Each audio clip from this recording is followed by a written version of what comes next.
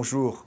Au cours de la dernière Assemblée des évêques de France à Lourdes, une Bible a été offerte à chacun des évêques. Mais pas n'importe quelle Bible, celle de la tradition liturgique, c'est-à-dire les textes qui sont lus en public. Comme le dit le père Henri de Lougne dans un texte de présentation, une Bible de plus à quoi bon? Il est vrai qu'il y a beaucoup de traductions françaises de la Bible et la plupart de bonne qualité, mais aucune n'a été rédigée en vue d'être proclamée en public.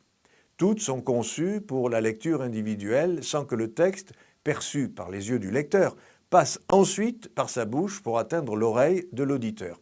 Prenons un exemple. Comment distinguer à l'oreille « il a bâti l'autel » et « il a bâti l'autel ». On pourrait citer ainsi de nombreux exemples.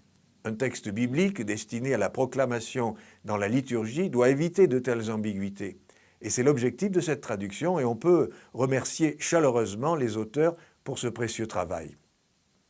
Et si cette publication était l'occasion de découvrir ou de redécouvrir la Bible et à travers elle le Christ.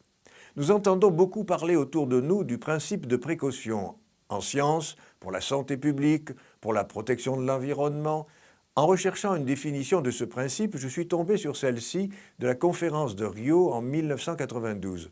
Selon ce principe, je cite, « L'absence de certitude scientifique absolue ne doit pas servir de prétexte pour remettre à plus tard l'adoption de mesures effectives visant à prévenir la dégradation de l'environnement. » Eh bien, concernant le Christ, il m'est venu à l'esprit qu'on pourrait paraphraser cette citation en disant que l'absence de foi en Jésus ne doit pas servir de prétexte pour remettre à plus tard l'adoption de mesures effectives pour étudier le Christ et son message, ceci afin de prévenir la dégradation de notre vie ensemble. Regardez par exemple Mahatma Gandhi. Lire les évangiles lui ont été utiles pour sa vie personnelle et pour le message de paix qu'il avait l'intention de transmettre.